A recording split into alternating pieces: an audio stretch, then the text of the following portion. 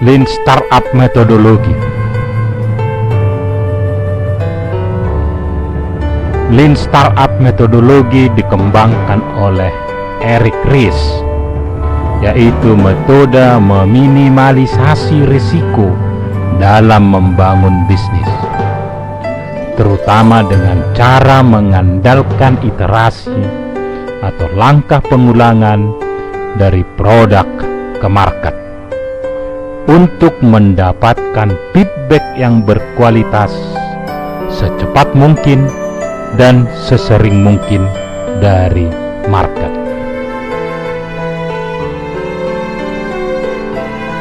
Mengapa Lean Startup penting?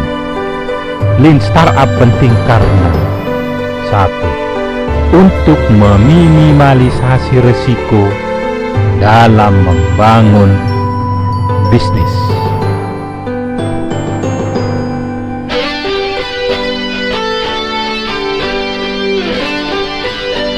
2. Untuk mendapatkan feedback yang berkualitas.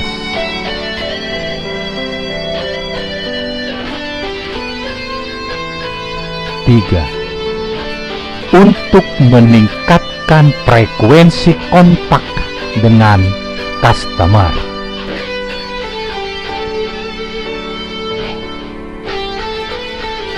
4. Untuk mengidentifikasi permasalahan dan solusi.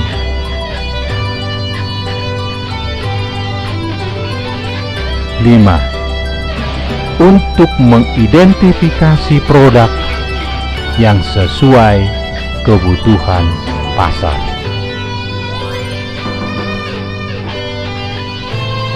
6. Untuk menguji metode pengembangan produk.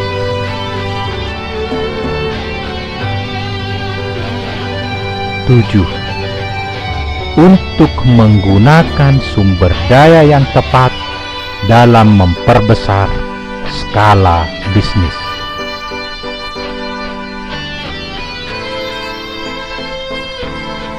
Lean Startup Methodology dikenal dengan BML Loop. B-nya build, M-nya measure, L-nya learn. Build dimulai dari ide yang pada dasarnya merupakan asumsi. Lean Startup Methodology menekankan validasi atas asumsi. Proses build dilakukan yang akan menghasilkan produk. Produk kemudian digunakan oleh aktual customer untuk kemudian diukur, measure. Dari pengukuran ini didapatkan data. Data dari proses sebelumnya digunakan untuk proses learn yang berfungsi untuk memvalidasi asumsi yang dijadikan sebagai landasan build. Build pada langkah pertama tadi. Dari proses learn ini akan didapatkan ide dan kesimpulan. Apakah ide digunakan pada langkah pertama valid atau tidak? Dari ide yang dihasilkan ini kembali pada proses build selanjutnya dan seterusnya secara kontinu. Build itu ibarat masuk bengkel.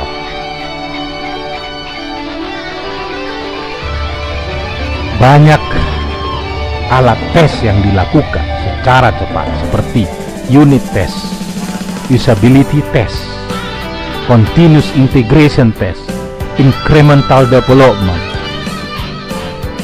open source, free open source, cloud computing, cluster immune system, just-in-time scalability, developer sandbox, minimum viable product. Inilah hal-hal yang perlu dipertimbangkan pada build yang akan menghasilkan suatu produk. Kemudian masuk pasar, measure, harus diukur secara cepat. Alat ukurnya seperti split test, cohort analysis, funnel analysis, continuous development, net promoter score, search engine marketing, predictive monitoring, usability test, real-time monitoring, customer license. Kemudian hasil pengukuran tersebut menghasilkan data. Data kemudian masuk learn, masuk kelas. Dilakukanlah validasi seperti alat split test, customer development, 5-way, customer advisor board, feasibility hypothesis, product owner, accountability, customer architect, cross function team, semi autonomous team, smoke test. Hasil learn ini kemudian loop beriterasi menghasilkan perbaikan-perbaikan ide secara kontinu. Demikian Lean Startup metodologi. Sekian dan terima kasih.